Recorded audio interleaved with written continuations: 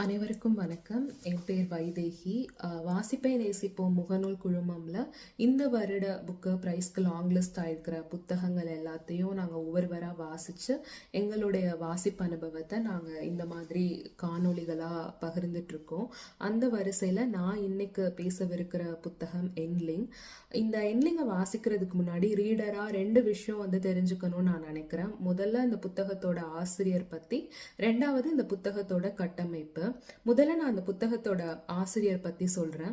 இவங்களோட பேர் மரியா ரேவா. இவங்க கனடால வாழ்ந்துட்டு இருக்கிற ஒரு பெண் எழுத்தாளர். என்னதான் இப்போ அவங்க கனடால குடியுரிமை பெற்று வாழ்ந்துட்டு இருந்தாலும் அவங்களுடைய பூர்வீகம் உக்ரைன். அவங்க I think Ukraine Soviet control இருக்கும்போது 1991க்கு முன்னாடி அவங்க அப்பா அம்மா கூட கனடாக்கு இமிகிரேட் ஆயிருக்கலான்னு நான் நினைக்கிறேன். இந்த என்லிங் அவங்களுடைய ஃபர்ஸ்ட் லாங் ஃபிக்ஷனாக சொல்றாங்க. ஆனா இதுக்கு முன்னாடி அவங்க ஒரு ஷார்ட் ஸ்டோரி கலெக்ஷன் பப்ளிஷ் பண்ணியிருக்காங்க. அதோட பேர் good citizens need not fear. அந்த ஷார்ட் ஸ்டோரி கலெக்ஷனும் உக்ரைனை பேஸ் பண்ணி தான். இந்த என்லிங் நாவலோட கதைக்களமும் உக்ரைனை பேஸ் பண்ணி தான், உக்ரைன் ரஷ்யன் வாரை பேஸ் பண்ணி தான். ஸோ என்னதான் அவங்க இப்போ கனடாவில் இருந்தாலும் அவங்களோட ரூட்ஸை இன்னும் மறக்காம அவங்களுடைய லிட்ரரி ஒர்க்ஸ் எல்லாமே உக்ரைனுக்காக தான் பண்ணிட்டு இருக்காங்க. உக்ரைனை சார்ந்து தான் இருக்கு. அதனால ரஷ்யன் கவர்மெண்ட் இவங்களை ரஷ்யாக்குள்ள என்டர் ஆகக்கூடாது, ரஷ்யாக்குள்ள என்டர் ஆகக்கூடாத ஃபாரினர்ஸ் லிஸ்ட்ல இவங்களுடைய பேரையும் ஒன்னா சேர்த்திருக்கிறதா இவங்களுடைய ப்ரொஃபைல்ல இவங்க மென்ஷன் பண்ணியிருக்காங்க. ஆல்சோ இந்த புக்கோட அக்னாலேஜ்மெண்ட்லையும் அதை சொல்லியிருப்பாங்க. இதை மரியா ரேவா எப்படி பார்க்குறாங்க அப்படின்னா, ஒரு பெரிய விருதா, எழுத்தாளரா இவங்களுக்கு கிடைச்ச ஒரு பெரிய விருதா அதை பார்க்குறேன் அப்படின்னு அவங்க சொல்லியிருக்காங்க. அவங்களோட இந்த ஸ்டேட்மெண்ட்லேயே தெரியும் அவங்களுக்குள்ள எவ்வளோ ஒரு டார்க் ஹியூமர் அண்ட் சர்க்காசம் இருக்குன்ட்டு. இந்த என்லிங் நாவல்லையும் ஒவ்வொரு சாப்டர்ஸ்லையுமே நம்ம அதை எக்ஸ்பீரியன்ஸ் பண்ணலாம். அவங்களுடைய அந்த டார்க் ஹியூமரை என்னை பொறுத்த முடிக்கும் இந்த நாவலோட மெயின் அட்ராக்டிவ் ஃபீச்சராக நான் அவங்களோட டார்க் ஹியூமரை நான் பார்க்குறேன். இப்போ இந்த புத்தகத்தோட கட்டமைப்பை சொல்கிறேன். இது நான் லீனியர் மெட்டாஃபிக்ஷன் வகையில் வருது.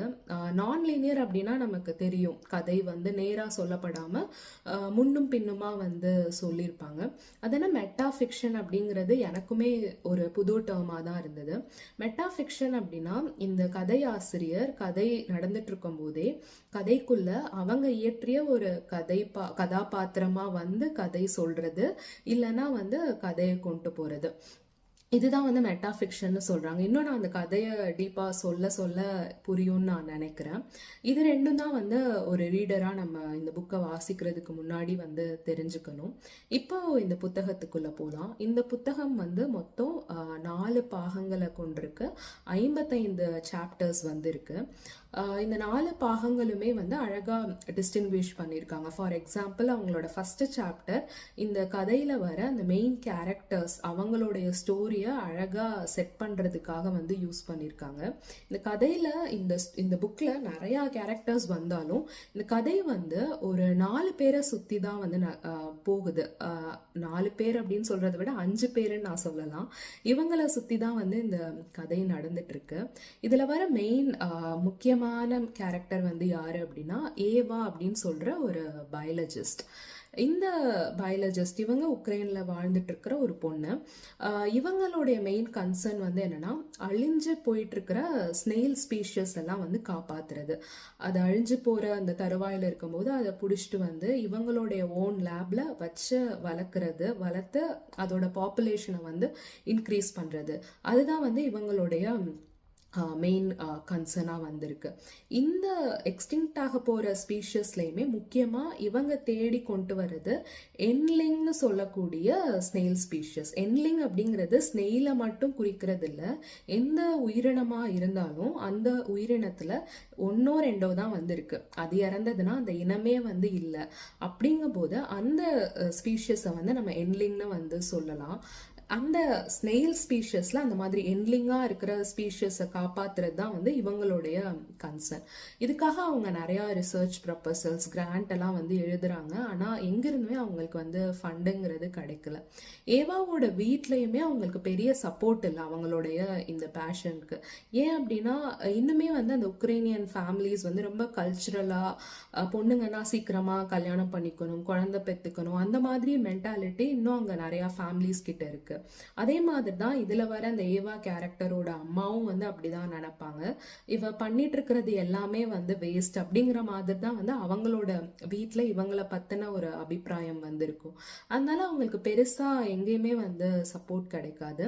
இந்த மாதிரி சுச்சுவேஷன்ல தான் வந்து ஏவா இருப்பாங்க.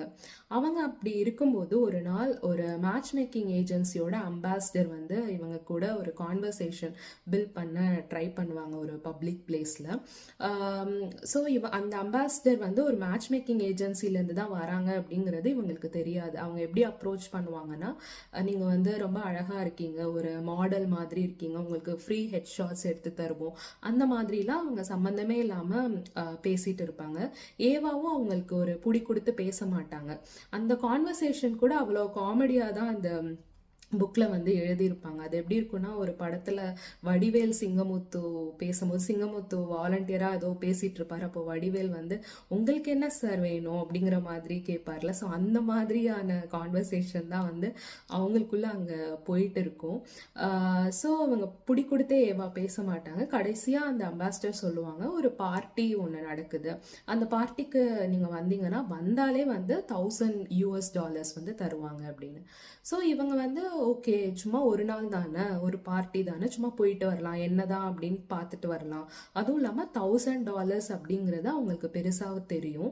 அந்த $1000 வச்சு நம்ம லேபை எப்படிலாம் வந்து எக்விப் பண்ணலாம், அதனால எவ்வளோ ஸ்னெயில் ஸ்பீஷிஸ் வந்து காப்பாற்றப்படும் அப்படின்ட்டு வந்து அவங்க நினைப்பாங்க. இப்போ வந்து அவங்களோட அந்த லேப் பற்றி சொல்கிறேன். அந்த லேபுங்கிறது எங்கோ ஒரு பில்டிங்லேயோ ஏதோ ஒரு ரூம்லேயோ வந்து இருக்காது. அவங்களுடைய ஓன் வெஹிக்கிளே வந்து அவங்க லேபாக கன்வெர்ட் பண்ணியிருப்பாங்க. ஆர்வி வெஹிக்கிள், ஆர்வி வேன் அப்படின்னு அந்த நாவலில் மென்ஷன் பண்ணியிருப்பாங்க. அது எப்படி நம்ம இமேஜின் பண்ணிக்கலாம் அப்படின்னா, அந்த கழுகு படத்தில் ரஜினி ஒரு வேனில் வச்சுருப்பார்ல, அந்த வேனில் எல்லாமே வந்திருக்கும். ஸோ அதே மாதிரி தான் இவங்களும் வந்து ஒரு வேன் வச்சுருப்பாங்க. அந்த வேனில் பின்னாடி பார்ட் வந்து லேபுக்காகவும் இந்த ஸ்னெயில்ஸ்க்காகவும் வந்து ஒதுக்கப்பட்டிருக்கும். ஸோ அவங்களுடைய அந்த மொபைல் லேபை அவங்க எக்விப் பண்ணலாம் இந்த $1000 கிடைச்சா அப்படின்னு சொல்லிட்டு அந்த பார்ட்டிக்கு வந்து போவாங்க. அந்த பார்ட்டிக்கு போகும்போது தான் தெரியும் அது வந்து ஒரு மேட்ச் மேக்கிங் ஏஜென்சி. அந்த ஏஜென்சியை நடத்துறது ஒரு கெனடியன் உமன். அவங்க கனடாவில் இருந்தாலும் அவங்களுடைய ஆரிஜின் வந்து உக்ரைன் தான். இந்த மேட்ச் மேக்கிங் ஏஜென்சியோட மெயின் கோல் வந்து என்னன்னா, வெஸ்டர்னர்ஸை வந்து உக்ரைனியன் உமனை காமிச்சு அவங்கள அட்ராக்ட் பண்ணுறது, அது மூலமா அவங்களுடைய பணத்தெல்லாம் வந்து லூட் பண்றது, இதுதான் வந்து ஒரு பிஸ்னஸ் மாதிரி அவங்க பண்றது. இந்த பிஸ்னஸ்ல சில வெஸ்டர்னர்ஸ் வந்து நிஜமாலே ஒரு உக்ரைனியன் பொண்ணை நம்ம லவ் பண்ணி கல்யாணம் பண்ணிக்கணும் அப்படிங்கிற ஒரு நல்ல எண்ணத்தோட வரலாம். ஆனா நிறைய வெஸ்டர்னர்ஸ் வந்து அவங்களுடைய உக்ரைனியன் பொண்ணு வந்து ரொம்ப இன்னசென்ட்டா இருப்பாங்க, ஸோ அவங்களுடைய ரொம்ப அழகா இருப்பாங்க, இதெல்லாம் வந்து யூஸ் பண்ணி அவங்கள இல்லீகல் ஆக்டிவிட்டீஸ்க்கு யூஸ் பண்ணலாம் அப்படிங்கிற சில எண்ணத்தோட அண்ட் சும்மா டைம் பாஸ்க்காக வரது, அந்த மாதிரி தான் வந்து நிறையா வெஸ்டர்னர்ஸ் வந்து இந்த மேட்ச் மேக்கிங் ஏஜென்சிக்கு வந்து வருது. இந்த மேட்ச் மேக்கிங் ஏஜென்சிக்கு அவங்களுக்கு பணம் மட்டும்தான் குறிக்கோள், அது வந்துட்டு இருந்தா போதும் அப்படிங்கிறதுனால அவங்க இந்த உக்ரைன்ல இருக்கிற நிறைய அழகான பொண்ணுங்களை இப்படி கூப்பிட்டு, உங்களுடைய கோல் வந்து நீங்க ஒரு மேட்சை ஃபைண்ட் பண்ணி கல்யாணம் பண்ணிக்கணும்ட்டு இல்லை, நீங்க இங்க வந்து என்டர்டெயின் பண்ணா போதும், அவங்க கூட டேட்டிங் அந்த மாதிரி போனா போதும், நீங்க எவ்வளோ நாள் எவ்வளோ டேட் போறீங்களோ உங்களுக்கு பணம் வந்துட்டே இருக்கும், அந்த மாதிரி தான் அந்த மேட்ச் மேக்கிங் ஏஜென்சி வந்து இந்த பொண்ணுங்களுக்கு வந்து ப்ராமிஸ் பண்ணுவாங்க. ஆக்சுவலி நான் இதை பத்தி வாசிக்கும் போது நான் பார்த்தேன், இந்த ரைட்டர் வந்து ஒரு உண்மையான இன்சிடென்ட்டை பேஸ் பண்ணி தான் இந்த மேட்ச் மேக்கிங் ஏஜென்சி இதை வந்து இந்த கதையோட பிளாட்குள்ள கொண்டு வராங்க.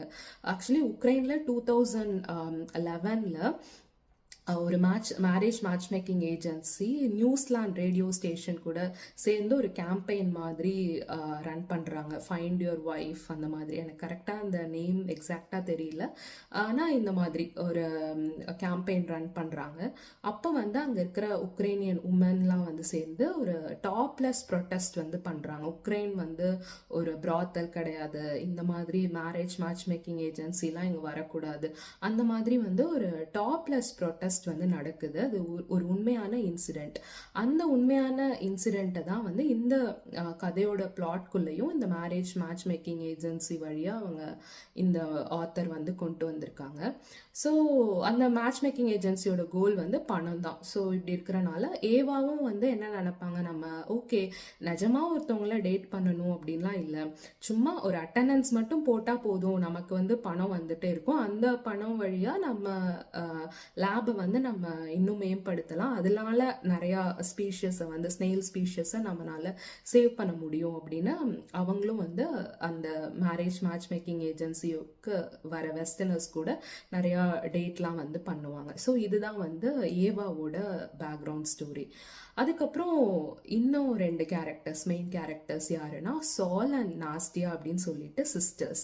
இந்த நாஸ்டியா அப்படிங்கிறது யங்கர் சிஸ்டர், சால் அப்படிங்கிறது எல்டர் சிஸ்டர். இவங்க யாருன்னா, நான் இப்போ சொன்னல மேரேஜ் மேட்ச் மேக்கிங் ஏஜென்சிக்காக ஒரு ப்ரொட்டஸ்ட் வந்து உக்ரைன்ல நிஜமாலே நடந்தது அப்படின்னு. அதே மாதிரி இந்த கதையில என்ன சொல்லியிருப்பாங்கன்னா, ஒரு ஆர்கனைசேஷன் கோமோட் சொல்லிட்டு ஒரு உமன் ஆர்கனைசேஷன் ஒன்று இருக்கும். அந்த உமன் ஆர்கனைசேஷன் இந்த மேரேஜ் மேட்ச் மேக்கிங் ஏஜென்சிக்கு எதிர்த்து வந்து ப்ரொட்டஸ்ட் பண்ணுவாங்க. அந்த கோமோட் ஏஜென்சியோட லீடர் யாருன்னா இந்த சால் அண்ட் நாஸ்டியா சிஸ்டர்ஸோட அம்மா. இவங்களோட பேரு அயர்லாண்டா. இவங்களுடைய மெயின் குறிக்கோள், மெயின் கொள்கையே வந்து இந்த மாதிரி மேரேஜ் மேட்ச் மேக்கிங் ஏஜென்சிலாம் உக்ரைனுக்குள்ள வரக்கூடாது அப்படின்னு சொல்லிட்டு அவங்க டாப்லெஸ் ப்ரொட்டஸ்ட் எல்லாம் வந்து நிறையா பண்ணிட்டு இருப்பாங்க. இவங்களுடைய ப்ரொட்டஸ்ட் வந்து இது என்னதான் ஒரு நல்ல எண்ணத்தோட வந்து இருந்தாலும் இவங்களுடைய பொண்ணு அந்த நாஸ்டியா, அந்த சின்ன பொண்ணுக்கு வந்து பிடிக்காது அவங்க அம்மா பண்ற இந்த ப்ரொட்டஸ்ட். ஸோ ஒரு நாள் இவங்களுக்குள்ள ரொம்ப சண்டை வந்து அந்த சண்டையில வந்து அவங்க அம்மா எங்க போனாங்கன்னு தெரியாது போயிடுவாங்க. அப்படி போயிருக்கும்போது இந்த சால் அண்ட் நாஸ்டியா வந்து அப்போ நிஜமாலே ரொம்ப ஃபீல் பண்ணி நம்ம அம்மாவை திருப்பி வர வைக்கணும் நம்ம கிட்ட, அப்படின்னா இப்போ என்ன பண்ணலாம் அப்படின்னு இந்த நாஸ்டியா தான் ஒரு ஐடியா பிளான் பண்ணுவாங்க. இந்த மேரேஜ் மேட்ச் மேக்கிங் ஏஜென்சிக்கு ஒரு பிரைடா போய் அங்கே வர வெஸ்டர்னர்ஸை வந்து கடத்தினா அது வந்து ஒரு பெரிய டாக் ஆஃப் தி வேர்ல்டாக வந்து ஆகும். அப்போது அம்மா எந்த வேர்ல்டில் எந்த மூலையில் இருந்தாலும் அதை பார்த்து நம்ம வந்து அவங்களுடைய வழியில தான் நம்மளும் இருக்கோம் அப்படின்னு தெரிஞ்சுட்டு எங்கே இருந்தாலும் நம்ம இங்கே வந்துருவாங்க அப்படின்ட்டு இவங்க பிளான் பண்ணுவாங்க. அந்த யங்கர் சிஸ்டர் நாஸ்டியா பிளான் பண்ணுவாங்க. நாஸ்டியாவோட ஏஜ் வந்து வெறும் 18 வயசு தான் வந்து ஆகும். அதுக்கு வந்து அவங்க அக்கா சோல் ஃபர்ஸ்ட் ஒத்துக்கலை அப்படின்னாலும் அவங்களும் வந்து ஒத்துப்பாங்க. ஏன் அப்படின்னா அந்த மேரேஜ் மேட்ச் மேக்கிங் ஏஜென்சியோட இன்னொரு ரூல் வந்து என்னன்னா, ஒரு வெஸ்டர்னரும் ஒரு உக்ரைன் பொண்ணும் வந்து பேசும்போது நடுவில் வந்து ஒரு டிரான்ஸ்லேட்டர் வந்து இருக்கணும். இங்கே வந்து நாஸ்டியாவுக்கு வந்து இங்கிலீஷ் தெரியாது, சால்க்கு வந்து நல்லா இங்கிலீஷ் தெரியும். ஸோ சால் வந்து ஒரு டிரான்ஸ்லேட்டர் ஜாபுக்கு அந்த ஏஜென்சியில் வந்து ஜாயின் பண்ணுவாங்க. நாஸ்டியா வந்து ஒரு பிரைடா அந்த டேட் போகிற ஒரு பொண்ணாக வந்து ஜாயின் பண்ணுவாங்க. இவங்க 2 பேரும் சிஸ்டர்ஸ் அப்படிங்கிறது அங்கே யாருக்குமே வந்து தெரியாது. ஸோ நாஸ்டியா மீட் பண்ணுற வெஸ்டர்னர்ஸ் கூட எப்பயுமே சாலும் இருந்து டிரான்ஸ்லேட் பண்ணிட்டு இருப்பாங்க. ஸோ இதுதான் வந்து இந்த 2 சிஸ்டர்ஸோட ஸ்டோரி. இன்னொரு மெயின் கேரக்டர் யாரு அப்படின்னா, ஒரு கனடியன் மேன், அவர் பேரு பாஷா. அவரும் ஒரு வெஸ்டர்னரா இந்த மேரேஜ் மேட்ச் மேக்கிங் ஏஜென்சியை தேடி வருவாரு. அவர் கனடாவில் வந்து இருந்தாலும் அவருடைய ஆரிஜின் வந்து உக்ரைனா தான் வந்திருக்கும். சின்ன வயசுலேயே அவங்க அப்பா அம்மா வந்து அவரை கனடாவுக்கு கூட்டிகிட்டு போயிடுவாங்க. அங்கே போயிட்டு அவங்க அங்கே சிட்டிசன்ஷிப் வந்து வாங்கிடுவாங்க. அவருக்கு வந்து ஒரு ஏக்கமாகவே வந்திருக்கும். அவரோட ஊரை அவர் மிஸ் பண்ணுறாரு. அங்கே வந்து அவர் நிஜமாலே அவரால் வாழ முடியல, ஜஸ்ட் சர்வைவ் தான் வந்து வந்து பண்றாரு, அவருக்கு தேவையானது எல்லாமே அவருடைய உக்ரைன்ல தான் இருக்கு அப்படின்னு சொல்லிட்டு அந்த தாட் ரொம்ப ஆழமா பதிஞ்சு அவரோட ரூட்ஸை தேடி வரணும், இங்க இருக்கிற உக்ரைனியன் பொண்ணையே வந்து லவ் பண்ணி கல்யாணம் பண்ணிக்கணும் அப்படின்ட்டு ஒரு தாட் வந்து அவருக்கு இருக்கும். அவருக்கு ஆல்ரெடி கனவுல அவரை மீட் பண்ண வேண்டிய பொண்ணு, அவங்க பேர் கூட இப்படிலாம் தான் வந்து இருக்கும் அப்படிங்கறது முடிக்கும் ரொம்ப கன்ஃபார்மா அவருக்கு தெரியற மாதிரி இந்த கதையில சொல்லியிருப்பாங்க. ஸோ அவர் வந்து நிஜமாலே ஒரு நல்ல பொண்ணை வந்து லவ் பண்ணி இங்கே செட்டில் ஆகணும், அண்ட் அவரோடைய ஒரு பேஷனான ஒரு ஆர்டிஸ்டா அவர் ஆகணும் அப்படின்னு அவர் நினைப்பாரு. அந்த பேஷனையும் யுக்ரைன் வந்து கண்டினியூ பண்ணணும் மேரேஜ்லாம் பண்ணிட்டு அப்படின்னு சொல்லிட்டு அவரை நினைச்சு அவர் கனடால இருந்து வருவாரு. இதுதான் வந்து அவருடைய பேக்ரவுண்ட் ஸ்டோரி. ஸோ இவங்க எல்லாருமே இப்போ தனித்தனியாக தான் இருப்பாங்க, இதுல யாருக்கும் யாரையும் தெரியாது. ஒரு நாள் என்ன பண்ணுவாங்கன்னா, இந்த நாஸ்டியா வந்து ஏவாவை வாட்ச் பண்ணிட்டே வந்திருப்பாங்க. ஏவா இந்த பொண்ணு ஏதோ ஒரு பெரிய வேன் ஒன்று வச்சிருக்கு, இந்த வேன் வந்து நம்மளுடைய பிளான்க்கு வந்து கரெக்டாக வந்திருக்கும், இந்த வெஸ்டர்னர்ஸ் எல்லாம் நம்ம கடத்தும் போது இந்த வேன் வந்து நமக்கு யூஸ்ஃபுல்லாக இருக்கும் அப்படின்னு இவங்க ஆல்ரெடி இவங்களுக்குள்ளே ஒரு பிளான் வந்து நாஸ்டியா வந்து போடுவாங்க. போட்டுட்டு ஏவா கிட்ட போயிட்டு ஒரு நாள் நாஸ்டியா அண்ட் சால் வந்து இந்த மாதிரி இங்க இருக்கிற வெஸ்டர்னர்ஸ் எல்லாம் நாங்க கடத்த போறோம், ஒரு 100 பேரை கடத்த போறோம், அந்த 100 பேரை கடத்துறதுக்கு உங்க வேன் வந்து எங்களுக்கு வேணும் அப்படிங்கிற மாதிரி கேட்பாங்க. அப்போ வந்து ஏவா சான்ஸே இல்லை, 100 பேரெல்லாம் ஃபர்ஸ்ட் அக்காமடேட்டே பண்ண முடியாது, என்னோட ஸ்பேஸ் ரொம்ப சின்ன ஸ்பேஸ், உள்ள வந்து எனக்கு லேப் எக்யூப்மெண்ட்ஸ்லாம் வந்து இருக்கு, சத்தியமா அக்காமடேட் பண்ண முடியாது, ஒரு 13-12 பேர் அந்த மாதிரி தான் அக்காமடேட் பண்ண முடியும் அப்படின்னு சொல்லுவாங்க. அண்ட் மோர் ஓவர் உங்களுடைய இந்த பிளான் வந்து ரொம்ப இடியாட்டிக்கா இருக்கு, உங்களுடைய இந்த பிளான்க்கெலாம் நான் இதுல இன்வால்வ் ஆக மாட்டேன், என்னோட வாழ்க்கையே வந்து நொந்து போயிருக்கு அப்படிங்கிற மாதிரி சொல்லுவாங்க. ஏன்னா ஏவாவோட அப்போ அவங்க அப்ரோச் பண்ணும்போது அவங்களுடைய லைஃப்ங்கிறது அப்படிதான் இருக்கும், நொந்து போய் தான் வந்திருக்கும். ஏன் அப்படின்னா அதுக்கு கொஞ்ச நாளைக்கு முன்னாடி அவங்க பண்ண ஒரு சின்ன மிஸ்டேக்னால அவங்களுடைய அந்த மொபைல் லேப்ல இருக்கிற எல்லா ஸ்னெயில் ஸ்பீஷஸும் வந்து இறந்துரும். அங்க ஒரு ஆக்சிடென்ட் நடக்கிறனால, ஒரு இன்குபேட்டரோ ஏதோ வெடிச்சு அதுல இருக்கிற தண்ணிலாம் வந்து ஏதோ லீக் ஆனனால அங்க இருக்கிற ஸ்னெயில் ஸ்பீஷஸ் எல்லாமே வந்து செத்துரும். ஒரே ஒரு ஸ்னெயில்ஸ் மட்டும்தான், ஒரே ஒரு ஸ்னெயில் மட்டும்தான் இருக்கும், அந்த ஸ்னெயில் பேரு லெஃப்டி. ஸோ நான் சொன்னேன் 5th கேரக்டர், 5 கேரக்டர்னு நான் அந்த ஸ்னெயிலையும் சேர்த்து தான் சொன்னேன். அந்த லெஃப்டிங்கிற அந்த ஸ்னெயில் மட்டும்தான் இருக்கும். ஸோ அவங்க ரொம்ப உடஞ்சு போயிருப்பாங்க ஏவா. கடைசியா இந்த ஒரு ஸ்னெயில் மட்டும்தான் இருக்கு, இதோட லைஃபையாவது நம்ம அட்லீஸ்ட் காப்பாத்திரணும். இதை வந்து இப்போ ஸ்னெயில்ஸ்லாம் வந்து சர்டைன் ட்ரீஸ்ல அந்த மாதிரி தான் வந்து வாழ முடியும். ஏவா வந்து அதை மிமிக் பண்ணி அவங்களுடைய லேப் கண்டிஷன்ல வந்து வாழ வைக்கிறாங்க. ஆனா ஒரு என்வாயன்மெண்ட், ஒரு வெளியில வந்து போயாச்சு அப்படின்னா அது எந்த ட்ரீல வந்து இருக்கணுமோ அங்கதான் வந்து அது இருக்க முடியும். ஸோ அது இருக்க வேண்டிய ட்ரீயை பார்த்து நம்ம கொண்டுட்டு போய் விட்டுறலாம், விட்டுட்டு நம்ம வந்து இனி வாழ்றதுக்கு நமக்கு இந்த உலகத்துல எதுவுமே கிடையாது. ரொம்ப வெக்ஸ் ஆகி, இது வந்து ஒரு சேடான விஷயம்தான், ஆனா அந்த நாவல்ல வந்து இது ரொம்ப காமெடியா ஒரு டார்க் ஹியூமரா வந்து எழுதியிருப்பாங்க. ஸோ ஏவாவோட கண்டிஷனே வந்து இப்படி இருக்கும்போது அவங்க இந்த சிஸ்டர்ஸ் வந்து கேட்குற அந்த ஹெல்ப்புக்கு வந்து ரொம்ப ஹெல்ப் பண்ண யோசிப்பாங்க. இல்லை என்னால் முடியவே முடியாது அந்த மாதிரி தான் சொல்லிட்டு இருப்பாங்க. ஏன்னா அவங்க இந்த ஸ்னெயிலை கொண்டுட்டு போய் லெஃப்டியை கொண்டுட்டு போய் விட்டுட்டு அவங்களும் சூசைட் பண்ணிட்டு இந்த மொபைல் வேன்குள்ளே இறந்துடலாம் அப்படிங்கிற ஒரு பிளானோட தான் இருப்பாங்க. லாஸ்ட்டாக ஒரு டைம் இந்த மேட்ச் மேக்கிங் ஏஜென்சிக்கு வந்துட்டு லாஸ்ட்டாக ஒரு பே செக் வாங்கிட்டு நம்ம இதெல்லாம் பண்ணலாம் அப்படின்னு சொல்லிட்டு அவங்க ஒரு தனி பிளான்ல இருப்பாங்க. இப்போ இந்த சிஸ்டர்ஸ் வந்து இந்த மாதிரி அவங்க கேட்டதும் அவங்க ரொம்பவே யோசிப்பாங்க. அதுக்கப்புறம் இவங்க வந்து ரொம்ப கன்வின்ஸ் பண்ணுவாங்க, இந்த சால் அண்ட் நாஸ்டியா இந்த பண்ணாதான் எங்க அம்மா திரும்பி வருவாங்க அப்படிலாம் சொன்னனால சரி ஓகே நம்ம இறந்து போறதுக்கு முன்னாடி ஏதாவது ஒரு நல்ல விஷயம் பண்ணலாம்னு சொல்லிட்டு ஒத்துப்பாங்க. ஒத்துட்டு ஆனா 100 பேரெல்லாம் நான் சொன்ன மாதிரி அக்காமடேட் பண்ண முடியாது, 12-13 பேர் தான் அக்காமடேட் பண்ண முடியும்னு சொல்லிட்டு அவங்க சொன்னனால இந்த மாதிரி 13 பேரை வந்து அவங்க கடத்திடுவாங்க, ஏவாவோட வேன்குள்ள கடத்திடுவாங்க. அந்த 13 வெஸ்டர்னர்ஸ்ல ஒருத்தவரா வந்து பாஷா வந்து இருப்பாங்க. ஸோ கடத்திட்டு இவங்க என்ன பண்ணலாம் நெக்ஸ்ட் இவங்களுடைய எய்ம் என்னன்னா, இவங்க அந்த 13 வெஸ்டர்னர்ஸை ஒரு இடத்துல இறக்கி விட்டுட்டு அவங்கள வந்து ஒரு வீடியோ எடுத்து அவங்க கடத்தப்பட்டிருக்காங்க அப்படிங்கிறத சோஷியல் மீடியாவில் வந்து அவங்க காமிக்கணும். அதை தெரிஞ்சுட்டு அவங்க அம்மா வந்து வரணும். இது மட்டும்தான் அவங்களோட எய்ம். அவங்க இப்படி போயிட்டு இருக்கும்போது, அவங்களோட ஏவாவோட வேனில் போயிட்டு இருக்கும்போது அப்பதான் வந்து அவங்களுக்கு சோஷியல் மீடியா வழியாக தெரியுது ரஷ்யன் டேங்க்ஸ் வந்து உக்ரைனுக்குள்ள இன்வேட் ஆயிருச்சு. உக்ரைனோட சவுத் பார்ட்ல கெர்சன் அப்படிங்கிற ஒரு சிட்டிலாம் இருக்கு. அங்கேயும் அந்த ரஷ்யன் டேங்க்ஸ் வந்து இன்வேட் ஆயிருச்சு.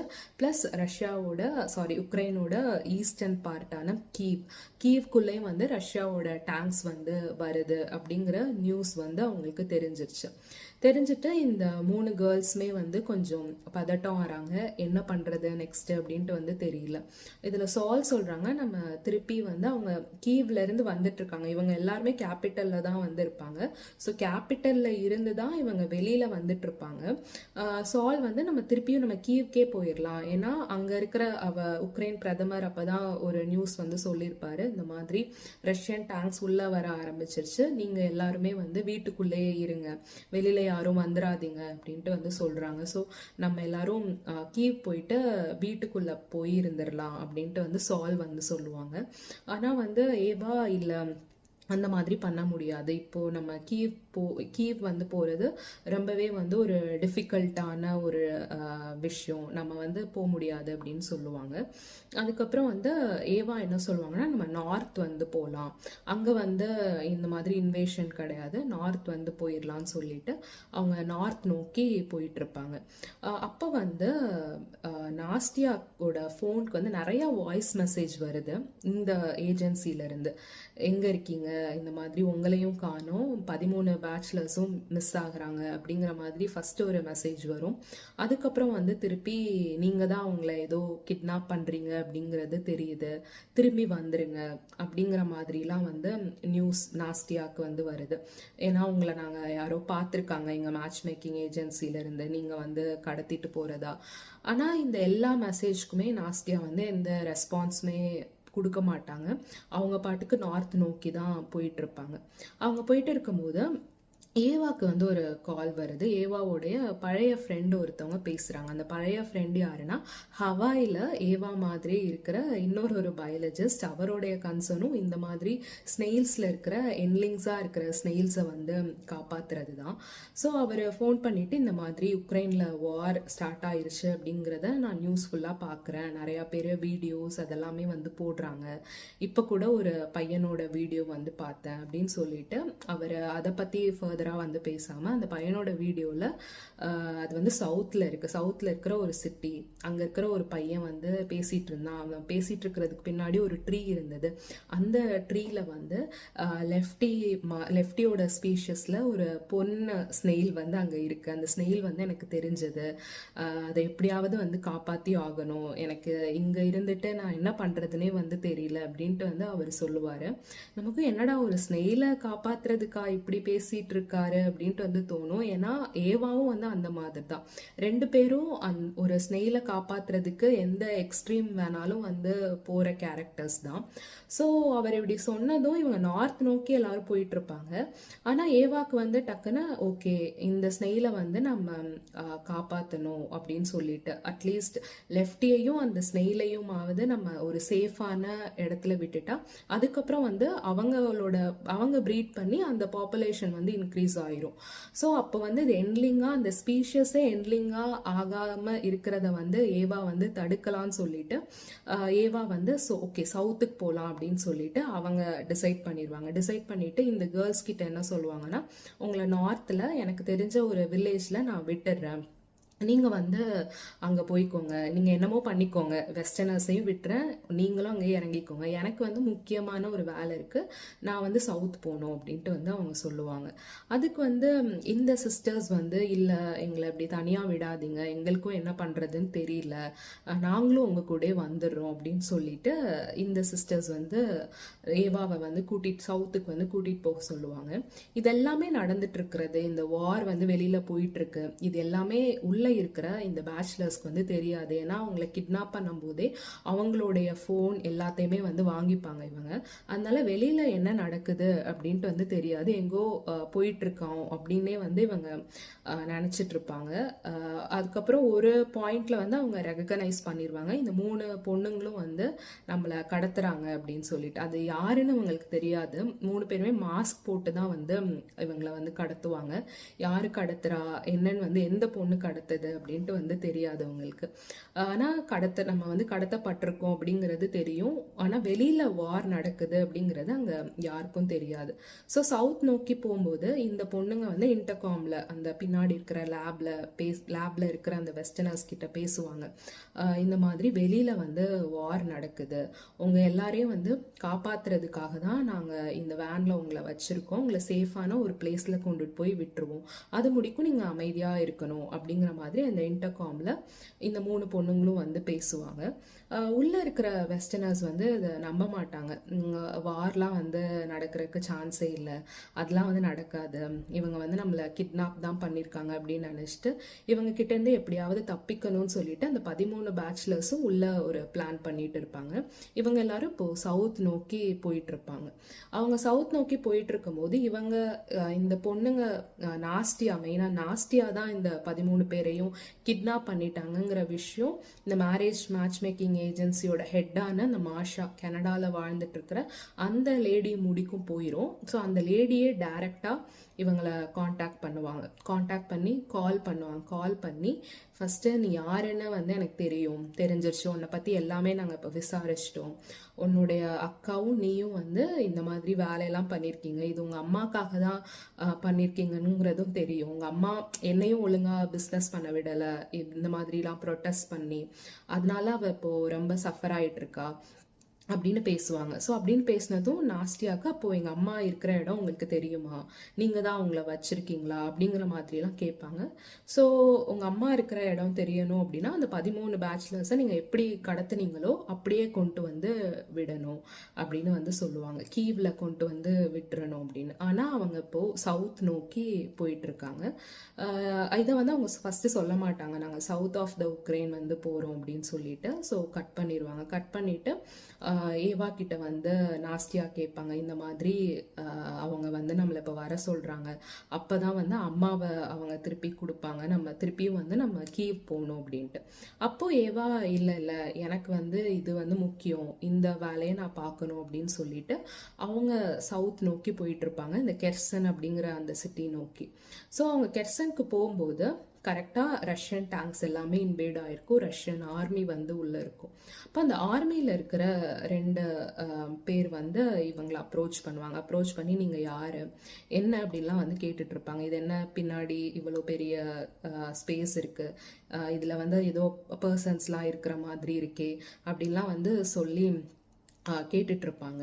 இதுக்கு முன்னாடி என்ன நடக்கும் அப்படின்னா, இந்த பிளான் பண்ணுவாங்கன்னு சொன்னல, அந்த 13 பேச்சுலர்ஸ் வந்து பிளான் பண்ணிட்டு இருப்பாங்க. பிளான் பண்ணி அந்த வேனோடைய டாப்ல ஒருத்தவங்க போய் அதை ஓப்பன் பண்ணிட்டா அங்கே அந்த வழியாக எல்லாரும் தப்பிச்சு போயிடலான்னு சொல்லிட்டு ஒரு பிளான் போடுவாங்க. ஸோ அந்த பிளான்ல பாஷா நீ ஃபர்ஸ்ட் போயிடு, நீ போயிட்டு மற்ற எல்லாருக்கும் ஹெல்ப் பண்ணு அப்படிங்கிற மாதிரி தான் அவங்க பிளான் பண்ணியிருப்பாங்க. ஸோ இந்த பாஷா வந்து அதே மாதிரி வேனோட டாப்பை ஓப்பன் பண்ணிட்டு அவர் வெளியில வந்துட்டு திருப்பியும் வந்து க்ளோஸ் பண்ணிட்டு இந்த பொண்ணுங்க கூட அவர் ஜாயின் பண்ணிப்பார். அவங்க சவுத் என்டர் ஆகிறதுக்கு முன்னாடி ஜாயின் பண்ணிட்டு அவர் சொல்லுவார், நீங்கள் எங்களை கடத்திருக்கீங்க அப்படிங்கிறத எங்களுக்கு தெரியும், ப்ளஸ் இப்போது வார் நடக்குது அப்படின்னு நீங்கள் சொன்னதையும் நான் நம்புகிறேன், ஸோ என்னை வந்து எப்படியாவது காப்பாற்றிருங்க, நான் வந்து இங்கே உக்ரைனில் தான் வந்து இருக்கணும் அப்படிங்கிற மாதிரிலாம் அவர் வந்து அந்த கேர்ள்ஸ் கிட்ட வந்து ஒரு சரணடைஞ்ச மாதிரி வந்து ஆயிடுவார். அதுக்கப்புறம் தான் அவங்க சவுத் வந்து வருவாங்க, இந்த ரஷ்யன் ஆர்மியில் இருக்கிற பீப்புளை வந்து மீட் பண்ணுவாங்க. ரஷ்யன் ஆர்மி நீங்கள் 4 பேரும் யார், பின்னாடி யாரெல்லாம் இருக்கீங்க, பின்னாடி இருக்கிறவங்களாம் இறங்கணும் அப்படின்னு சொல்லிட்டு இறங்கும்போது அந்த ரஷ்யன் ஆர்மி அவங்களோட அந்த மிலிட்ரி ட்ரெஸ்லலாம் வந்திருப்பாங்க. அப்போ வந்து அந்த 13 பேச்சுலர்ஸில் ஒருத்தவர் இதெல்லாம் சும்மா நாடகம் போடுறாங்க அப்படிங்கிற மாதிரி நக்கலாக வந்து பேசுவார், வாராவது ஏதாவது அப்படின்ட்டு பேசினதும் அந்த மிலிட்ரி மென் என்ன பண்ணுவாங்கன்னா ஒருத்தவர் அதில் இந்த இந்த நக்கலா பேசின இந்த பேச்சுலரை ஷூட் பண்ணிடுவார். ஷூட் பண்ணி அவர் அந்த இடத்துல இறந்துருவார். இறந்ததும் வந்து அவங்களுக்கு என்ன பண்ணுறதுனே தெரியாது. அதுக்கப்புறம் தான் கேட்பாங்க நீங்கள்லாம் யார் அப்படின்னு சொல்லிட்டு. அப்போ வந்து என்ன சொல்லுவாங்க, ஏவா அண்ட் குரூப் என்ன சொல்லுவாங்கன்னா, இவங்க அந்த சவுத் நோக்கி வந்துட்டு இருக்கும்போது இன்னொரு சீனையும் வந்து பார்ப்பாங்க. ரஷ்யாவில்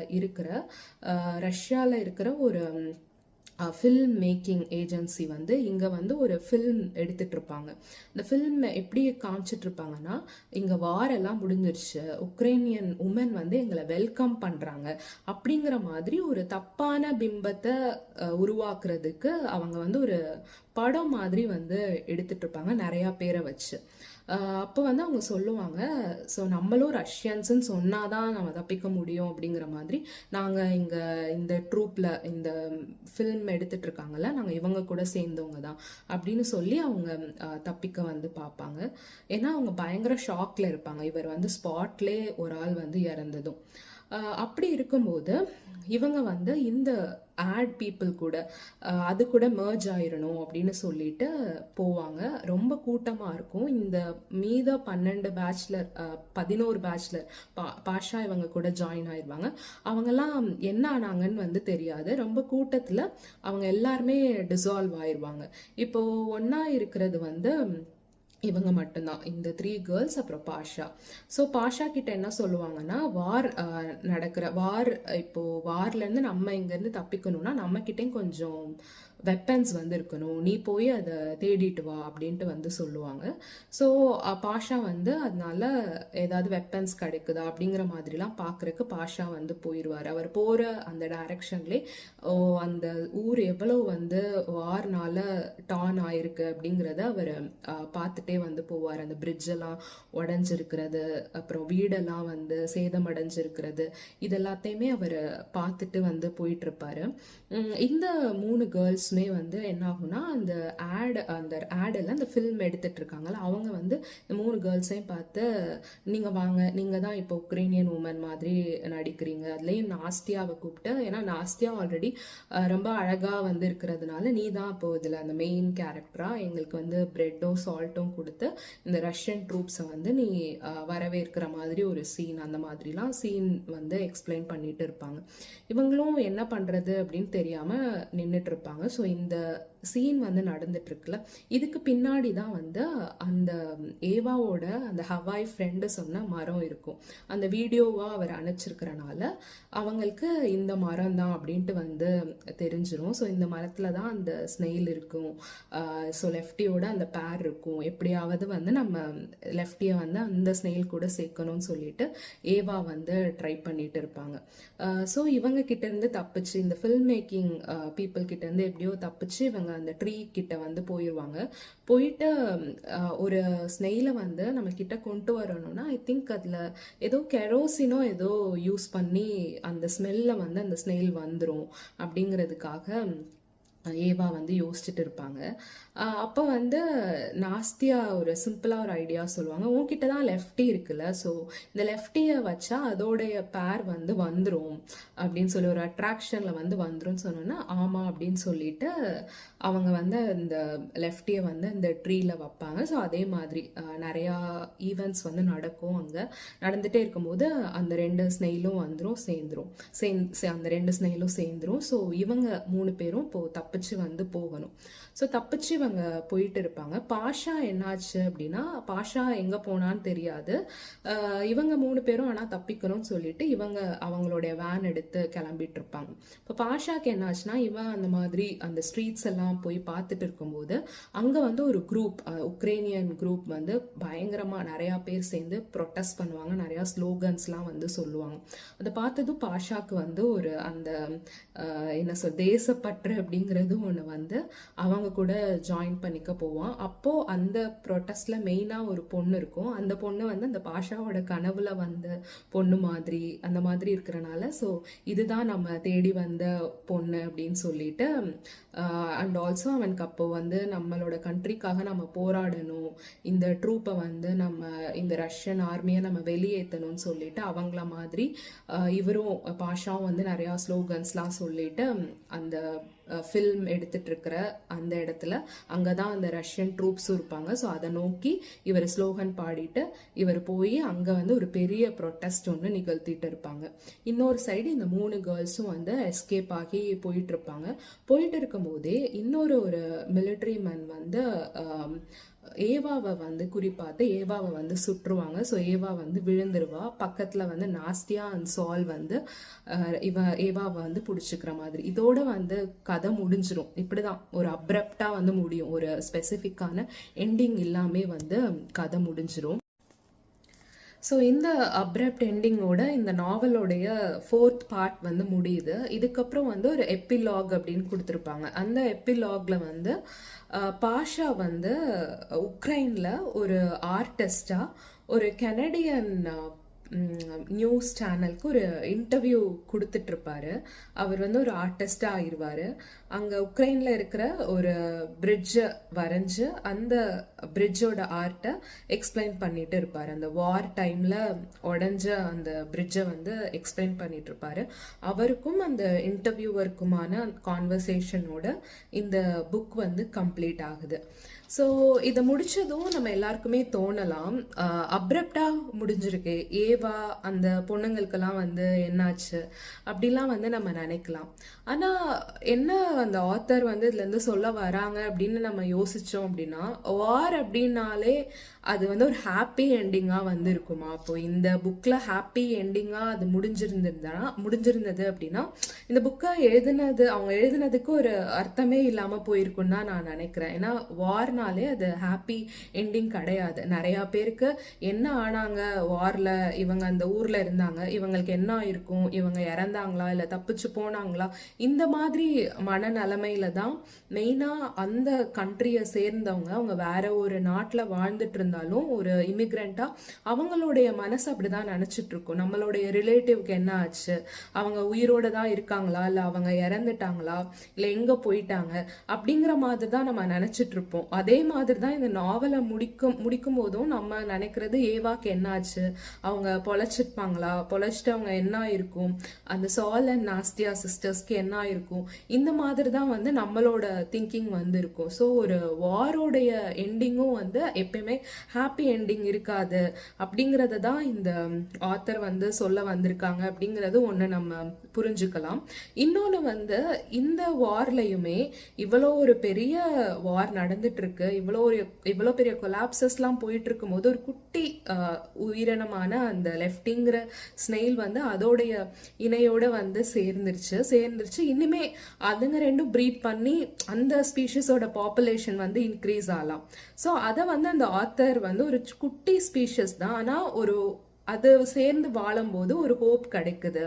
ஸோ அந்த மாதிரி ஒரு ஹோப்போட வந்து நம்ம இருக்கணும். கண்டிப்பா நம்ம இருக்கிற வேர்ல்டு வந்து நிறைய அன்சர்டனிட்டிஸ் இருக்கு, இந்த மாதிரி ஒரு வார்னாலேயோ இல்லை திடீர்னு வர டிசீசஸ் அந்த மாதிரினாலேயும்.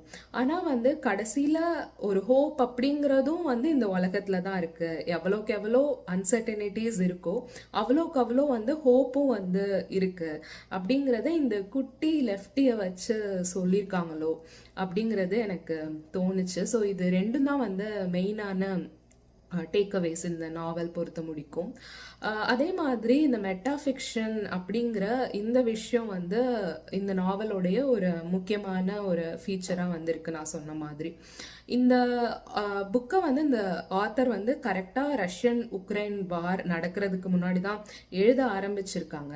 இந்த பார்ட் 1 வந்து ஏவா அண்ட் குரூப், அவங்களோட அந்த டீம், ஏவா, சால், நாஸ்டியா, அந்த 13 பேச்சுலர்ஸ், இவங்கெல்லாம் அந்த கார்ல வந்து கிட்னாப் பண்ணிட்டு போவாங்க. இதோட வந்து அந்த ஃபர்ஸ்ட் பார்ட் வந்து முடிஞ்சிரும். செகண்ட் பார்ட் வந்து மரியா ரேவா இந்த ஆத்தர் வந்து அவங்களோட இன்ட்ரோடக்ஷன், அவங்க வந்து எப்படி இந்த நாவலை வந்து பப்ளிஷ் பண்றதுக்கு எப்படி பப்ளிஷர்ஸ் கிட்ட பேசினாங்க, இந்த மாதிரியான விஷயங்கள்லாம் அதுல மென்ஷன் பண்ணியிருப்பாங்க பார்ட் 2ல. அண்ட் அவங்களுடைய அக்னாலேஜ்மெண்ட் ஆல்சோ, அவங்க வந்து வந்து அவங்களுடைய ஒரு வருத்தத்தை வந்து ஷேர் பண்ணியிருப்பாங்க. ஏன்னா அவங்க கனடாவில் அப்போ இருந்துட்டு இருந்தாலும் அவங்களுடைய ரிலேட்டிவ்ஸ், அவங்களுடைய கசின்ஸ், மெயினாக அவங்க கிராண்ட் ஃபாதர் எல்லாமே அப்போ உக்ரைனில் தான் இருப்பாங்க. எஸ்பெஷலி அந்த கெர்சன் அப்படிங்கிற அந்த சிட்டியில தான் அவங்களுடைய கிராண்ட் ஃபாதர் வந்து இருப்பாங்க.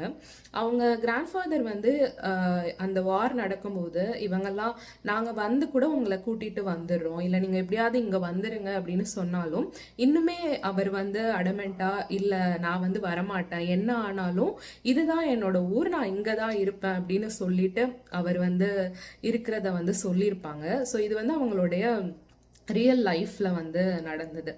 இப்போ இந்த கதையில நான் சொன்னல அவங்க சவுத் நோக்கி வந்துட்டு இருப்பாங்க. அந்த ஆர்மி மேன் வந்து ஒருத்தவர் இந்த 13 பேச்சுலர்ஸ்ல ஒருத்தவரை சுற்றுவாரு.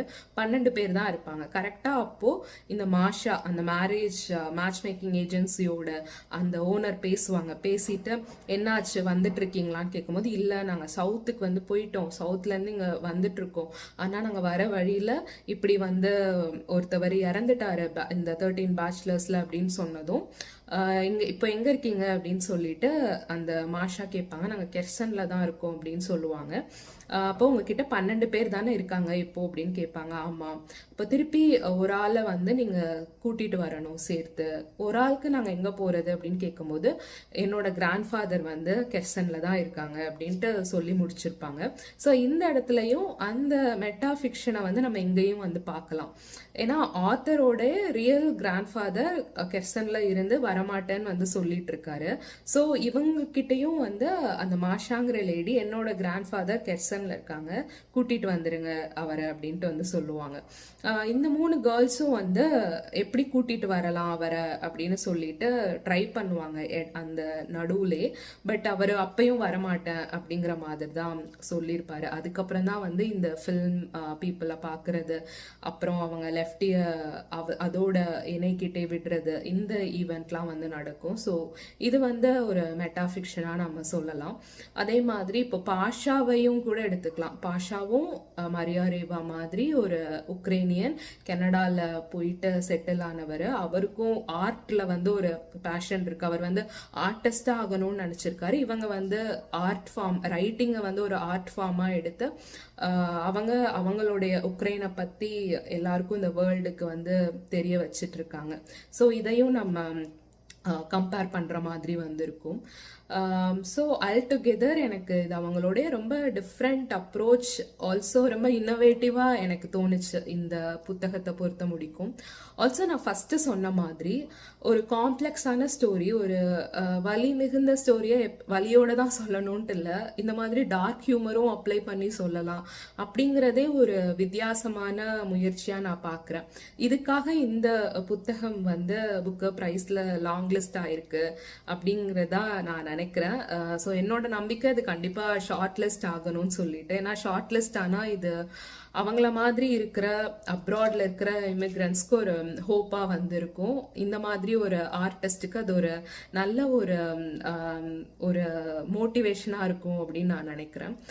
ஸோ என்னுடைய டாக்கை வந்து நான் இந்த புக்கில் ஒரு ப்ரோலாக், அவங்களுடைய முன்னுரையில் வந்து ஒரு ஹோப்ஃபுல்லான ஒரு ஸ்டேட்மெண்ட் மட்டும் எழுதியிருப்பாங்க. ரொம்ப போயட்டிக்காக வந்திருக்கும். உக்ரைன் ரஷ்யா வார் இப்போ நடந்துட்டு இருக்கும்போது 2022ல நடந்துட்டு இருக்கும்போது ஒரு இமேஜ் வந்து நம்ம எல்லாருமே பார்த்துருப்போம். பின்னாடி வந்து ப்ளூ ஸ்கை ஃபுல்லா, முன்னாடி வந்து ஃபீல்டு, எல்லோ ஃபீல்டு. அது வந்து உக்ரைனோட ஃப்ளாகை ரெப்ரசன்ட் பண்ணுற மாதிரி நிறைய பேர் அந்த டைமில் அதை ஷேர் பண்ணிட்டு இருந்தாங்க.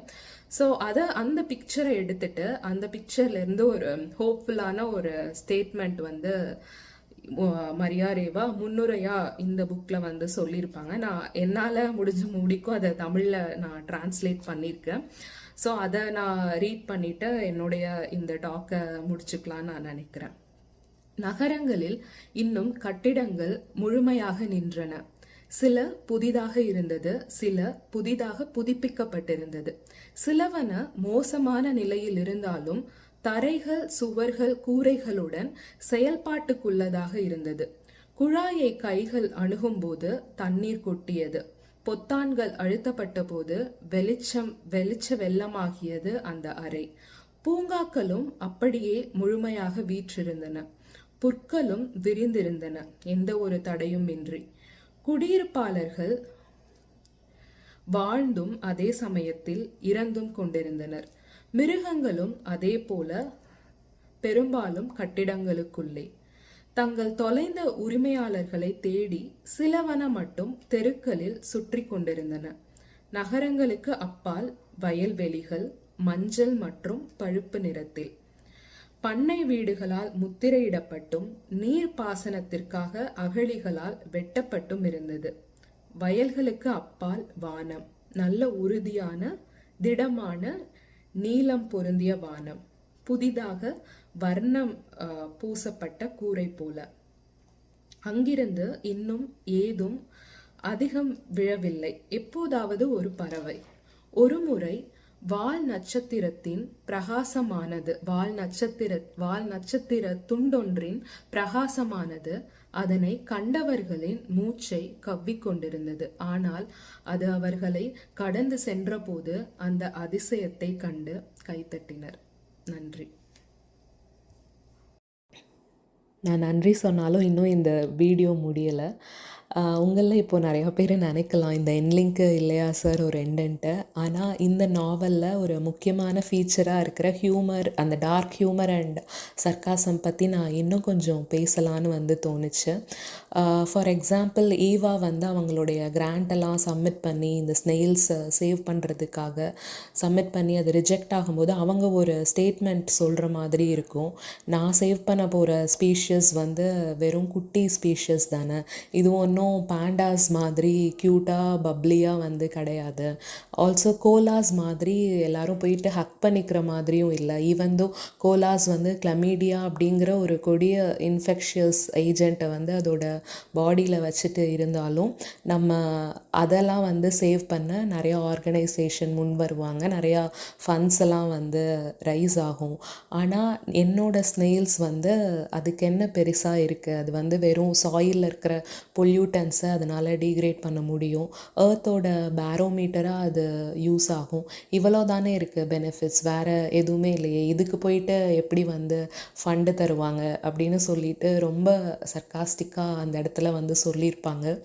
அது அந்த இடத்துல அது சர்க்காசமாக இருந்தாலும் அது கொஞ்சம் சிரிப்பு வர மாதிரி இருந்தாலும் அது hard hitting truth for every biological researcher. ஏன்னா உண்மையான ஒரு காசோட ஏன் நம்ம இந்த ரிசர்ச் முக்கியம் அப்படின்னு சொல்லிட்டு ஒரு கிராண்ட் எழுதும்போது அது தரவாக ரிசர்ச் பண்ணாமல் அந்த கிராண்ட்டை அக்செப்ட் பண்ணுறவங்களோ ஆர் ரிஜெக்ட் பண்ணுறவங்களோ அதை டக்குன்னு ரிஜெக்ட் பண்ணும்போது அது எவ்வளோ ஒரு பெயினாக இருக்கும் அப்படிங்கிறது அந்த பயாலஜிஸ்ட்டுக்கு தான் தெரியும். அதை இங்கே அழகாக அது பெயினாக இருந்தாலும் பட் அந்த டார்க் ஹியூமரை வச்சு அழகாக அங்கே மேனேஜ் பண்ணியிருப்பாங்க. அப்புறம் இன்னொரு விஷயம் நான் இதில் ரொம்ப ரசித்தது, அந்த ஹியூமர், டார்க் ஹியூமர் அப்படிங்கிறது ஏவாவோட செக்ஷுவாலிட்டி பற்றி. ஏவா மேரேஜில் இன்ட்ரெஸ்ட் காமிக்க மாட்டாங்க. அதனால் அவங்க அம்மா ஒரு நாள் கூப்பிட்டு உங்ககிட்ட கொஞ்சம் பேசணும், எனக்கு எல்லாம் தெரியும், பரவாயில்ல, நீ சூஸ் பண்ண போகிற பார்ட்னர் கேர்ளாக இருந்தாலும் எனக்கு ஓகே தான், இப்போது இதிலலாம் என்ன இருக்குது, என்ன அப்பா கிட்ட சொன்னேன், அவருக்கு தான் இதை டைஜஸ்ட் பண்ணுறதுக்கு ஒரு மாதிரி இருக்குது, பட் அவரும் சீக்கிரம் ஒன்று அக்செப்ட் பண்ணியிருப்பார், நீ எதுவும் கவலைப்படாத அப்படின்ட்டு அவங்களா ஒன்று நினச்சிட்டு பேசுவாங்க. ஏவாக்கு ஒன்றுமே புரியாது, ஏன் இப்படி பேசுகிறாங்கன்னு சொல்லிட்டு அவங்க அம்மா கிட்ட லிசன், இந்த மாதிரி உலகத்தில் ஒருத்தவங்களுக்கு ஆணையும் பிடிக்கலாம் பெண்ணையும் பிடிக்கலாம் அப்படின்ட்டு சொல்லிட்டு இருக்கும்போது, ரெண்டு பேரையும் பிடிக்கலாம் அப்படின்னு அவங்க பேசிகிட்டே இருக்கும்போது அவங்க அம்மா இன்டரப்ட் பண்ணி அப்படியே ரொம்ப ஷாக் ஆகிற மாதிரி ஆகிட்டு, அதுக்கப்புறம் கொஞ்சம் அதுலேருந்து தெளிஞ்சு ஓகே பரவாயில்ல, உனக்கு ரெண்டு பேர் மேலேயும் இன்ட்ரெஸ்ட் இருந்தாலும் பரவாயில்ல, உனக்கு எப்படியோ ஒரு பார்ட்னர் இருப்பாங்க, நீ கடைசியில் லோன்லியாக இருக்க மாட்டேன் அப்படின்ட்டு அவங்க அம்மா சொல்லுவாங்க. அப்போ அவங்க ரொம்ப வெக்ஸ் ஆகி, ஐயோ அந்த மாதிரிலாம் இல்லை, அப்படியும் இருக்காங்க, பட் நான் எந்த மாதிரியும் கிடையாது, எனக்கு எந்த ஜெண்டர் மேலேயும் இன்ட்ரெஸ்ட் இல்லை, நான் ஒரு ஏசெக்ஷுவல், நான் இதை சும்மா சொல்லலை, பாஸ்டில் எனக்கு நிறையா எக்ஸ்பீரியன்சஸ் நடந்திருக்கு, அதை வச்சு தான் சொல்கிறேன் அப்படின்னு சொல்லிட்டு அவங்களோட பாஸ்டோட அவங்க செக்ஷுவாலிட்டியை எக்ஸ்ப்ளோர் பண்ணுற மாதிரி நிறையா எக்ஸ்பீரியன்சஸ் இருக்கும். அதெல்லாமே இந்த புக்கில் ரொம்ப ஹியூமராக சொல்லியிருப்பாங்க. ஸோ அது வந்து ரொம்ப நல்லாயிருக்கும். ஸோ இவங்களுடைய அந்த அவங்களுடைய பிறப்பிலிருந்தே இருக்கிற அந்த ஏசெக்ஷுவாலிட்டியோ என்னமோ லாஸ்ட்டில் அந்த லெஃப்டியை வந்து சேவ் பண்ணணும், அதோட இணையோடு சேர்க்கணும் அப்படிங்கிறதுக்காக அந்த இணை ஸ்னெயிலை வந்து அந்த ட்ரீயில் வர வைக்கணும் அப்படிங்கிறதுக்காக அவங்க கெரோசின் ஊற்றலாமா அப்படிலாம் பார்த்துட்ருப்பாங்க. நான் முன்னாடி சொல்லியிருப்பேன். அப்போ வந்து நாஸ்டியா வந்து சொல்லுவாங்க, ஏன் இவ்வளோ யோசிக்கிறீங்க, உங்ககிட்ட தான் லெஃப்டி இருக்குல்ல, லெஃப்டியை நீங்கள் அந்த ட்ரீயில் எடுத்து வச்சா அந்த லெஃப்டியோட வாசத்தில் அதோட இணை வந்துரும்ல அப்படின்ட்டு நாஸ்டியா வந்து சொல்லுவாங்க அதில். அப்போது நாஸ்டியா சொன்னது தான் அவங்களுக்கு ஸ்ட்ரைக் ஆகும், ஆமால அப்படின்னு சொல்லிட்டு. அப்போ வந்து நமக்கு அது தோணும், ஓ ஏவாக்கு வந்து அந்த மாதிரி ஃபீலிங்ஸ்லாம் இல்லாதனால இந்த சின்ன விஷயம் கூட அவங்களுக்கு தெரியலையோ அப்படின்னு சொல்லிட்டு அங்கே ஸ்ட்ரைக் ஆகும். ஸோ அது வந்து எக்ஸ்பிளைன் அங்கே பண்ணியிருக்க மாட்டாங்க, ஆனால் ரீடராக நம்ம அதை புரிஞ்சுக்க முடியும். ஸோ அந்த இடம் ரொம்பவே அழகாக வந்திருக்கும். என்னை பொறுத்த முடிக்கும் இந்த காம்ப்ளெக்ஸ் ஸ்டோரியில் அண்ட் ரொம்ப சென்சிட்டிவான ஸ்டோரி. இப்போ முடிக்கும் வார் நடந்துகிட்ருக்கு ரஷ்யாவுக்கும் உக்ரைனுக்கும் நடுவில். அந்த மாதிரி ஒரு கதைக்களமில் இப்படி டார்க் ஹியூமரை வந்து ஹேண்டில் பண்ணுறது ஒன்றும் ஈஸியான ஒர்க் கிடையாது. ஏன்னா அது கொஞ்சம் பிசுங்கன்னா கூட அது நிறையா பேரோட மனசை ஹர்ட் பண்ணுற மாதிரி ஆயிரும். ஸோ அவங்க டார்க் ஹியூமரை ஹேண்டில் பண்ணியிருந்தாலும் அட் த சேம் லெவல் ஒரு ரெஸ்பான்சிபிலிட்டியும் அவங்கக்கிட்ட வந்து இருந்திருக்கு. ஸோ ரெஸ்பான்சிபிளாக பேலன்ஸ்டாக வந்து ஹேண்டில் பண்ணியிருக்கிறதுனால இந்த புக் வந்து லாங் லிஸ்டடாக ஆயிருக்கு இந்த ஃபீச்சர் வச்சு. இன்னொன்று நான் சொன்ன மாதிரி இப்போ முடிக்கும் ரஷ்யாவுக்கும் உக்ரைனுக்கும் வந்து வாருங்கிறது போயிட்டுருக்கு. அது எந்த மீடியாவும் பெருசாக கவர் பண்ணுறதில்ல. இது என்னோடய எக்ஸ்பீரியன்ஸ் வச்சு நான் சொல்கிறேன். என்னோடய கொலீக் வந்து உக்ரைன் தான்.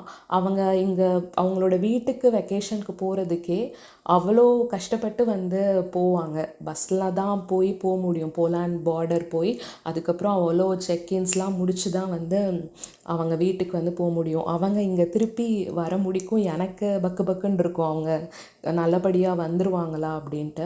இதில் சொன்ன மாதிரி தான் ஏவாவோட கிராண்ட் ஃபாதர் எப்படி வர மறுக்கிறாங்களோ, என்னுடைய அந்த கலீக் வந்து அவங்க அப்பா அம்மாவை நீங்கள் இங்கே வந்துடுங்க, ஜெர்மனி வந்துடுங்க, நான் இங்கே ஒர்க் பண்ணுறேன்ல அப்படின்லாம் சொல்லி அவ்வளோ கன்வின்ஸ் பண்ணிகிட்ருக்காங்க. ஆனால் அவங்க அப்பா அம்மா இல்லை, நாங்கள் என்ன ஆனாலும் இங்கே தான் இருப்போம், இதுதான் எங்களோட சாயில், நாங்கள் இங்கேருந்து நாங்கள் வரமாட்டோம் அப்படின்னு சொல்லிட்டு அந்த குணம் வந்து அங்கே இருக்கிற எல்டர்ஸ்க்கு இன்னுமே வந்து இருக்குது. ப்ளஸ் இதில் வர அந்த சோஷியல் எப்படி மீடியா வந்து மேனிப்புலேட் பண்ணுறாங்க, அந்த ஃபில்ம் குரூப் வச்சு ஒரு சீன் நடக்கும், அதை நான் எக்ஸ்பிளைன் பண்ணியிருப்பேன். அதை புக்கில் சொல்லியிருப்பாங்க. அது வந்து ரியல் தான். அவங்களும் வந்து அதை நிறையா டைம் சொல்லியிருக்காங்க. அங்கே எதுவுமே நடக்கலைன்ட்டு வந்து சொல்லுவாங்க. ஆனால் வீக்லி ஒரு 2 வீக்ஸ் ஒன்ஸ் வந்து அங்கே இருக்கிற பப்ளிக் பிளேஸில் பாம்பு வச்சு குழந்தைங்க இறக்குறது, பெரியவங்க இறக்குறது, அந்த மாதிரி இன்னுமே வந்து நடந்துகிட்டே இருக்குது. நானும் அவங்களுடைய வாட்ஸ்அப் ஸ்டேட்டஸ் அவங்க வச்சா அங்கே இருக்கிற உக்ரைனில் நடக்கிற அந்த அட்ரோசிட்டிஸ் தான் வந்து அவங்க அதில் வைப்பாங்க. பாம்பு பிளாஸ்ட் ஆகுறது, யார் இறந்தா, இந்த ஸ்டேட்டஸ் தான் அவங்க எப்போயுமே வாட்ஸ்அப் ஸ்டேட்டஸாக வந்து இருக்கும். அந்த வாட்ஸ்அப் ஸ்டேட்டஸ் நான் ஒரு வீக்லி ஒன்ஸ் வந்து பார்ப்பேன், 2 வீக்ஸ் ஒன்ஸ் வந்து பார்ப்பேன். எனக்கு என்ன ரெஸ்பாண்ட் பண்ணுறதுனே வந்து தெரியாது. அவங்கக்கிட்ட நான் சொல்லுவேன், எனக்கு இதை எப்படி எடுத்துக்கிறதுன்னு வந்து தெரியல அப்படின்னு. இது யாருனாலையுமே இதுக்கு ரியாக்ட் பண்ணுறது வந்து கஷ்டம்தான். ஆனால் இப்படிலாம் நடக்குதுன்னு அட்லீஸ்ட் நான் என்னோடய ஸ்டேட்டஸில் வந்து காமிக்கிறேன் என்னை சுற்றி இருக்கிறவங்களுக்கு அப்படின்ட்டு அந்த பொண்ணு சொல்லுவாங்க. ஸோ அதனால் என்னால் இந்த நாவலை ரொம்பவே ரிலேட் பண்ணிக்க முடிஞ்சுது. ஒரு வாய்ஸாக இந்த ஆத்தர் மரியா ரேவா வந்து இருக்காங்க. அந்த உக்ரைனியன் பீப்புளோட வாய்ஸாக இதில் மாறி அங்கே நடக்கிற கொஞ்சம் விஷயங்களை வந்து எக்ஸ்போஸ் பண்ணியிருக்காங்க அப்படின்னு தான் வந்து எனக்கு தோணுது. ஸோ ரொம்பவே டேரிங் அப்ரோச். அவங்களோட இந்த டேரிங் அப்ரோச் ஆல்சோ அவங்களோட இந்த இன்னோவேட்டிவான இந்த மெட்டாஃபிக்ஷன் அந்த அப்ரோச்காகவும் அண்ட் டார்க் ஹியூமரை அழகாக ரெஸ்பான்சிபிளாக யூஸ் பண்ணதுக்காகவும் அவங்களுடைய இந்த என்லிங் நாவல் வந்து ஷார்ட் லிஸ்ட் ஆகணும் அப்படிங்கிற நம்பிக்கையை தாண்டி எனக்கு வந்து ரொம்ப ஆசையாக இருக்குது. ஸோ பொறுத்திருந்து பார்க்கலாம். இப்போது என்னோட நிஜமான நன்றி. வணக்கம்.